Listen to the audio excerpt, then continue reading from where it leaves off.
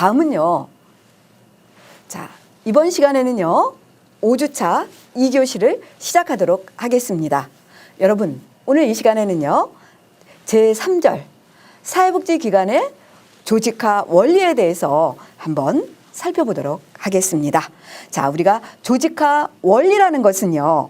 기관을 가장 잘 구조화하고 또 효율적으로 관리하기 위한 방법이라는 것입니다. 그래서 우리가 구체적으로는요. 보다 계층제, 명령 통일, 통솔 범위, 분업과 전문화, 조정, 책임, 부서화의 원리가 필요하다라는 것입니다. 자, 그러면은 지금부터 보다 조직화의 원리에서 1번 계층제의 원리에 대해서 저와 여러분들이 라포가 형성되는 시간을 가져보도록 하겠습니다. 첫 번째는요. 계층제의 원리라는 것은 뭐다? 종사자들 사이에 권한과 책임을 나누고 또한 명령과 복종의 관계를 분명히 한다라는 것입니다. 그래서 뭐다? 구성원 간에 권한과 책임을 배분한다라는 거죠. 그래서 일반적으로 계층제가 높을수록 우리가 정책 결정이라든가 장기 계획과 같은 업무를 수행하고 또는 낮을수록 집행하고 실시하는 업무를 수행한다라는 것입니다. 그래서 계층제라는 것은 뭐다? 의사 전달에 통로를 만들고 원활히 할 수 있는 장점이 있다라는 것입니다. 또한 권한과 책임을 분명히 할 수 있고 분쟁 조정과 해결 수단이 될 수 있다라는 것입니다. 그렇지만은요, 또한 뭐다? 과도한 수직적인 계층은 의사소통을 차단시킨다라는 거예요. 그리고 인간관계를 등한시해서 구성원의 사기 저하를 발생시킬 수 있다라는 것입니다. 또한 계층의 수가 많아지면은요, 환경 변화에 신속히 대응하기 어렵고 창의성을 저해할 수 있다라는 것입니다. 자, 그래서 뭐다? 계층제의 원리는 구성원 간 권한과 책임을 배부하고 명령, 지휘, 복종의 관계를 명시화한다라는 것입니다. 2번은요. 명령 통일의 원리에 대해서 한번 살펴보도록 하겠습니다. 조직에는요. 오직 뭐다? 1인의 직속 상관이라는 거죠. 그래서 우리는 팀장, 과장 등이 있어야 한다라는 그러한 의미를 담고 있다라는 겁니다. 그러면서 의사 전달의 혼란을 방지하고 책임 소재를 분명히 할 수 있고 그렇지만 업무의 효율성이 저하되고 전문성 발휘가 어려워질 수도 있다라는 것입니다. 그래서 명령 통일의 원리는 조직원은 직속 상관으로부터만 명령을 받아야 된다라는 거죠. 이것이 뭐다? 조직화의 원리라는 것입니다. 3번은요. 통솔 범위의 원리에 대해서 한번 살펴보도록 하겠습니다. 통솔할 수 있는 조직원의 수가 어떻다? 한정된다라는 것입니다. 그래서 범위는요. 리더의 통솔력의 한계에 의해 결정되고 업무의 성질과 근무 시간 또는 기관의 역사와 규모, 장소 여건과 같은 지리적 거리라든가 직원의 능력이라든가 구성원의 사회심리적 요인 등에 의해서 영향을 받는다라는 것입니다. 그래서 뭐다? 통솔의 범위는 상관, 감독자의 통솔 대상자의 수가 한 명으로 한정되어야 한다라는 것입니다. 자, 그러면 4번은 분업과 전문화의 원리에 대해서 한번 살펴보도록 하겠습니다. 전문 분야별로 한 가지 주된 업무를 분담하는 것이라는 것입니다. 그래서 분업과 전문화가 진행될수록 사회복지사는 더 효율적으로 일을 할 수 있다라는 것입니다. 그렇지만은요, 어떻다? 정도가 지나치게 되면은 업무에 대한 흥미를 잃게 되고 또한 조정이 어려워져서 오히려 더 많은 시간과 비용이 필요하다라는 것입니다. 그래서 뭐다?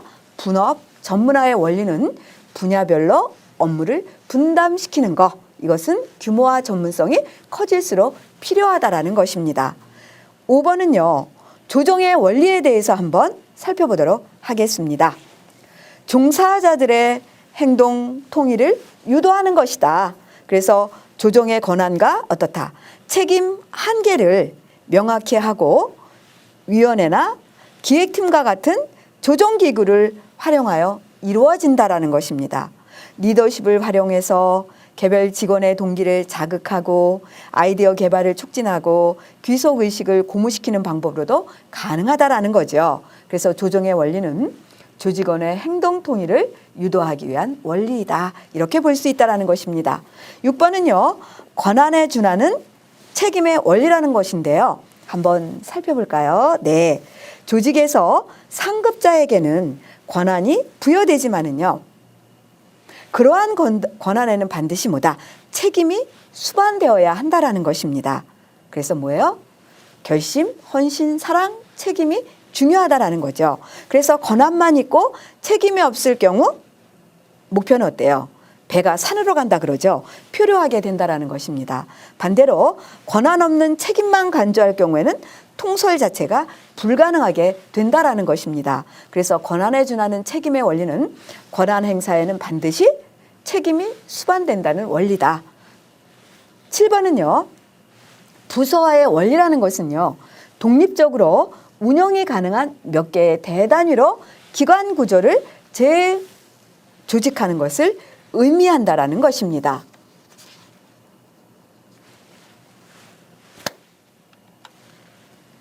자, 그러면은요. 우리는요. 이 부서를 문화를 위한 이제 방법에 대해서 한번 정리해 보는 시간을 가져보도록 하겠습니다. 첫 번째는요.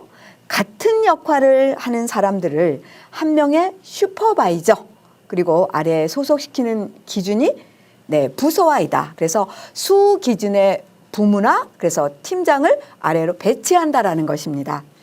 두 번째는요.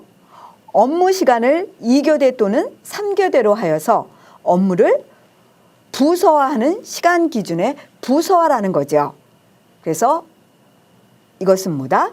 사회복지 거주 시설이라든가 또는 요양시설과 같이 24시간 서비스를 제공하는 시설에서 유용하게 활용할 수도 있지만은 야간이나 주말 근무를 원하는 유용한 종사자를 구할 수 없는 경우에 또한 업무가 매끄럽게 연결되지 아니할 때는 질 낮은 단순한 일이라고 인식될 수도 있다라는 것입니다.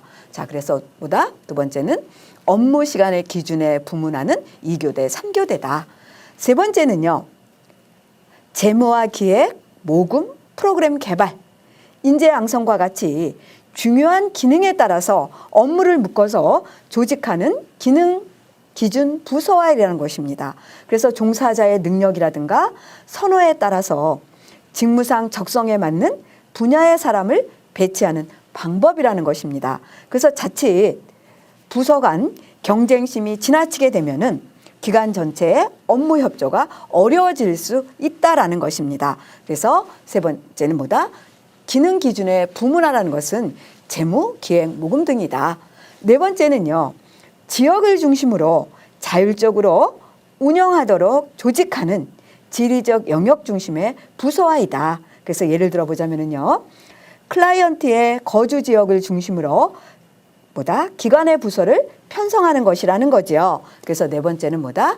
지리적 영역 기준의 부문화라는 것은 지역 중심으로 이루어지는 것이다. 이렇게 볼 수 있고요.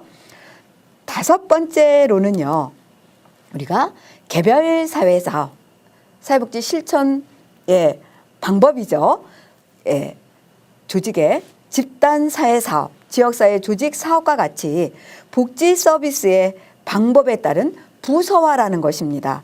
그래서 전문화를 추구하는 데는요, 유리하겠지만은 클라이언트가 복합적인 문제를 안고 있는 경우에는 복합적, 통합적 서비스가 어려운 단점이 있다라는 것입니다. 그래서 다섯 번째는 뭐다? 서비스 기준의 부문화라는 것은 서비스 방법의 중심이 되어져야 된다.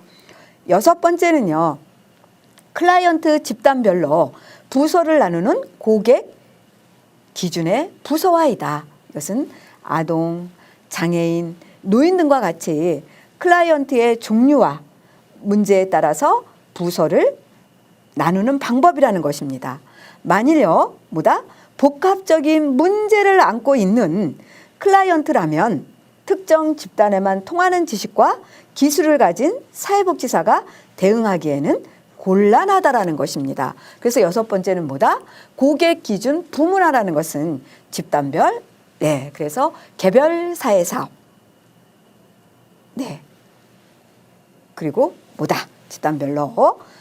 그래서 아동, 노인 등의 네, 장애인 이렇게 나눠 볼 수 있다라는 것입니다. 자, 7번째는요, 뭐다? 클라이언트가 서비스에 접근하는 경로가 유료 또는 무료 여부에 따라 나누는 서비스 접근 통로 부서화이라는 것입니다. 그래서 최근 복지 서비스는요, 유료와 무료화가 혼합된 형태로 제공되기도 하지만은요, 보다 많은 사람이 효과적으로 이용할 수 있도록 서비스 통로를 다양하게 개발해야 하는 것은 분명한 사실이라는 것입니다. 그래서 7번째는 뭐다? 서비스 접근 통로의 부문화라는 것은 유료, 무료에 다양하게 개발해야 된다라는 것입니다.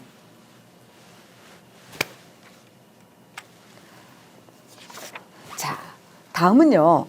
제4절의 조직 구조에서 기능별 구조에 대해서 한번 살펴보도록 하겠습니다.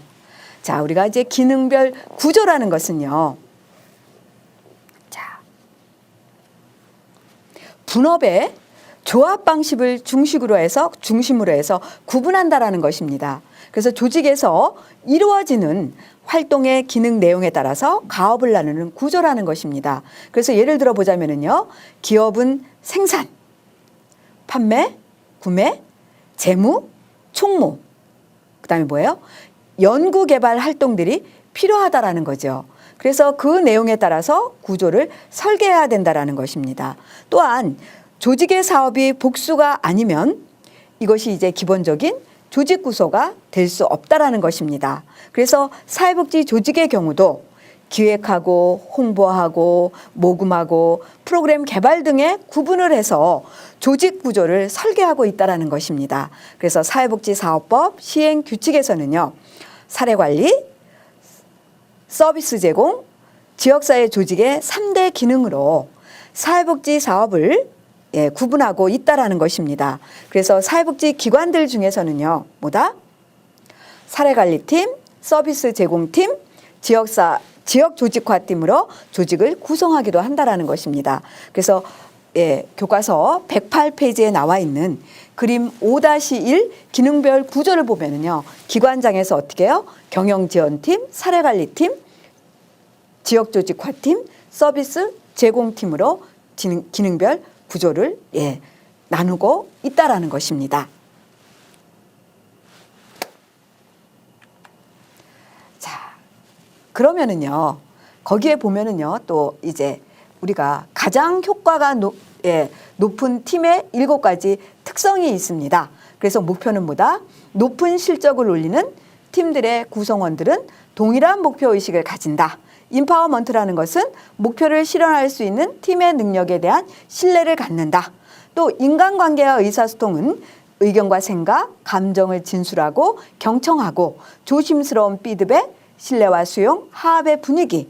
융통성이라는 것은 구성원들은 팀의 발전을 위해서 책임과 리더십을 분담한다.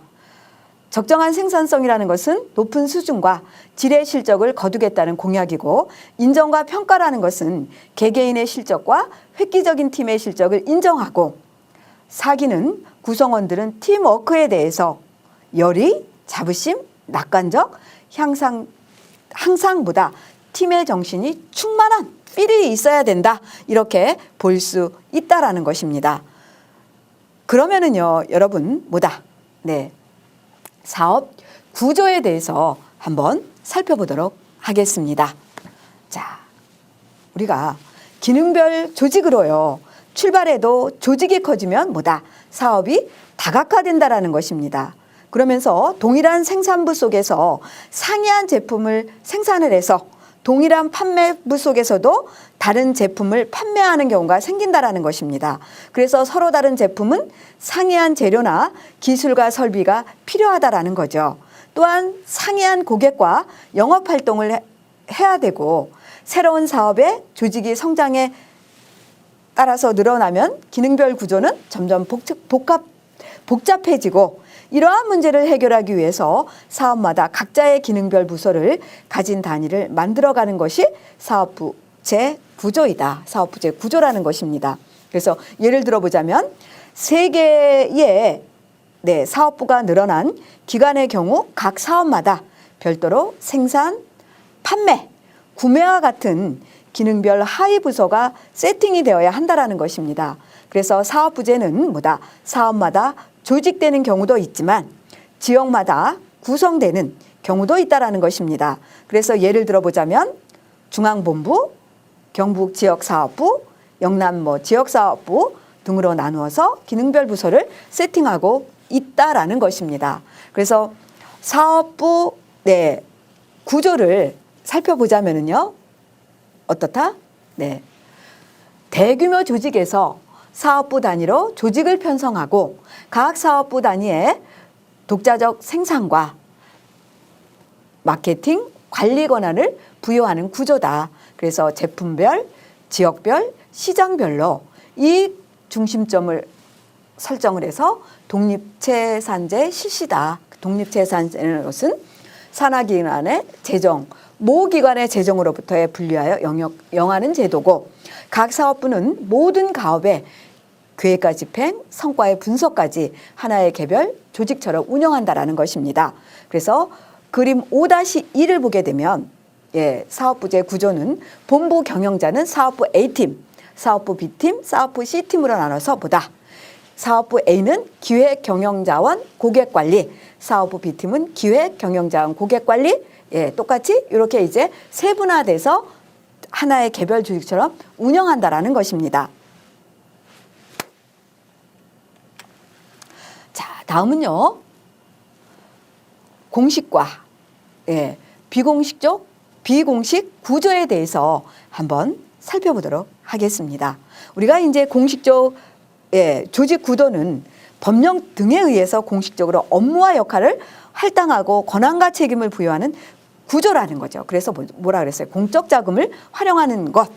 그다음에 이제 반면에 비공식 구조는 뭐야? 인간의 접촉이라든가 나의 스트레스를 해소하고 자기가 취미 생활로 할 수 있다라는 거죠. 그래서 친근 관계를 형성한다라는 것입니다. 그래서 공식 구조는 문서와 능률을 강조하는 인위적인 형태이지만 비공식 구조는 어떻다? 자연적이며 개인적 특성이나 욕구에 의해 자연적으로 만들어지는 소멸되는 특징이 있다. 그래서 직원들에게 심리적 안정감을 제공하고 공식 조직의 경직성을 완화하는 장점이 있지만 조직 전체의 통합을 해칠 수도 있고 그래서 적절한 관리가 필요하다라는 것입니다. 그래서 공식과 비공식의 구조에서 다시 한번 살펴보자면은 공식적 구조는 문서와 능률을 강조하고 인위적이다. 그리고 법령 등에 의해 공식적으로 업무와 역할을 할당하고 있고 권한과 책임을 부여하는 조직이다. 비공식 구조는 자연적이다. 개인의 선택에 의해서 인간적 접촉이나 친근관계로 인해서 형성되는 조직으로 구조가 명확하지 않는 조직을 말한다라는 것입니다. 자, 4번은요. 직권형, 그리고 분권형 구조에 대해서 한번 살펴보도록 하겠습니다. 우리가 이제 직권형이라는 것은요, 권한이 상위 계층이나 기관에 있고 분권형은 하위 계층이나 기관에 위임되고 있고 대부분 행정조직이라는 것은 장관, 처장, 청장 등의 최종의 의사결정권을 가지고 있어서 집권형이라고 할 수 있지만은 분권형이라는 것은 여러 사람이나 하위 부처에 나누어져 있다고 볼 수 있다라는 것입니다. 그래서 뭐다? 집권형 구조는 행정권한이 특정 조직의 상위 계층, 상급기관, 중앙행정기관에 있는 조직을 말하는 거고 분권형 구조라는 것은 하위 계층으로서 하급기관이라든가 지방자치단체 등 보통 지방행정기관에 위임되어 있는 조직을 분권형 구조라고 본다라는 것입니다. 자, 다음은요. 라인, 스텝 구조에 대해서 한번 살펴보도록 하겠습니다. 우리가 라인이라는 것은 뭐다? 수직적을 의미한다라는 거예요. 스텝보다 수평 구조를 의미한다라는 것입니다. 그래서 수직적 조직은 상하 간의 명령 복종 관계가 중심의 구조라는 것입니다. 그래서 예를 들어보자면은 관장, 부장, 팀장, 선임 사회복지사로 연결되는 구조를 말한다라는 것입니다. 라인은요, 수직적 구조이므로 명령 통일과 통솔 범위가 명확하고 분업이 이루어지는 반면에 스텝 구조는요, 라인이 효율적으로 기능할 수 있도록 지원하고 촉진하는 역할을 하므로 자문하고 권고하고 협의하고 조정하고 연구 등의 기능을 주로 수행한다라는 것입니다. 그래서 기획팀이나 총무팀, 재무회계팀, 홍보팀 등이 역할을 담당하고 있다는 것입니다. 그래서 라인 구조는 신속한 일처리가 가능하고 강력한 통치력을 확보할 수 있고 조직을 안정적으로 관리할 수 있다는 것입니다. 그래서 반면에 스텝 구조는 전문 지식을 활용할 수 있으므로 관리 범위가 넓어지고 합리적이고 객관적인 의사결정이 가능하다고 볼 수가 있습니다. 그렇지만은요, 라인이라는 것은 독단적인 결정으로 인해서 유능한 인재가 떠나버리는 조직 기능이 약화될 수 있고, 그리고 스텝 구조 역시 기관 내 인사관리가 복잡해지고 권한과 책임을 둘러싼 갈등이 격화되어서 의사결정의 혼란이 초래될 위험이 있다라는 것입니다. 그래서 라인 구조는 수직적이다. 그래서 상하 간의 명령 복종 관계가 중심적 구조고 명령 통일과 통솔 범위가 명확하고 분업화되어 있다. 스태프 구조는 수평적이다. 그래서 라인이 효과적으로 기능할 수 있도록 지원하고 촉진하는 역할을 하므로 자문, 권고, 협의, 조정, 연구 등의 기능을 수행하는 것이다. 다음은 이제 위원회 구조에 대해서 살펴보도록 하겠습니다. 위원회 구조는요, 특별한 가업을 해결하기 위해서 일상적으로 일하는 기구와 별도로 구성하는 전문가 관계자들로 이루어진다라는 것입니다. 그래서 위원회 구조는 실질적인 의사결정이나 행위보다는 제안을 평가하고 전문가의 의견을 듣고 집단 토의를 마련하는 데 효과적이라는 것입니다. 또한 정책 수립에 참여를 유도하고 의사소통도 원활히 할 수 있다는 것입니다. 반면에 뭐예요? 문제 처리에 시간이 걸리고 비용이 많이 들어서 이해관계가 걸려있는 위원들의 독단에 의해 의사결정이 왜곡될 수 있다는 것입니다. 그래서 특별한 위원회 구조보다 특별한 과업을 해결하기 위해서 어떻다? 일상적으로 일하는 기구와는 별도로 구성하는 전문가나 관계자들로 이루어져 있다는 것입니다. 또한 뭐다? 위원회 구조는 실질적인 의사결정이나 뭐다? 집행보다는 제안을 평가하고 전문가의 의견을 들을 수 있어야 된다라는 거예요. 예, 그래서 수용적인 마인드, 경청하는 마인드, 이러한 것이 이제 중요하다고 볼 수가 있습니다. 그래서 뭐다? 집단 토의를 마련하는데 효과적이다. 이것이 이제 위원회 구조라는 것입니다. 그래서 우리는요, 조직 구조의 형태에서 기능별 구조, 그래서 사업부제 구조에서 그리고 공식, 비공식 구조, 그리고 직권형, 분권형의 구조, 라인 스텝 구조, 그래서 위원회 구조에 대해서 저와 여러분들이 5주차 2교시에 함께 나누는 시간을 가져보았습니다. 여러분, 수업을 하시면서 여러분들은 아마 이 조직 구조라든가 이러한 것들은 현장에 계시는 여러분들께서는 이해도가 그래도 좀 빨리 또 경험 중심의 교육 과정이 훌륭하시기 때문에 이해도가 빠를 것으로 생각을 하고 있습니다만, 잘 이해가 되지 않는 부분은 어떻게 하라고요? 커뮤니티를 통해서 내 것으로 알아가는 그러한 소중한 시간이 되었으면 좋겠습니다. 그리고 뭐다? 모르는 것은 메모를 했다가 비대면 수업이 아닌 대면 수업 때 저와 여러분들이 라포가 형성되는 그러한 아름다운 시간으로 안내할 것을 약속드리겠습니다. 여러분, 이 시간도 수고 많으셨습니다. 그리고 여러분, 이 시간도 여러분 직접 눈과 눈의 협응력이 이루어지는 것처럼 제 마음속에는 여러분들과 함께 수업하는 것이 뿌듯하고 그리고 너무너무 감사하고 사랑한다라는 그러한 메시지를 다시 한번 드리고 싶습니다. 여러분 수고 많으셨습니다. 감사합니다.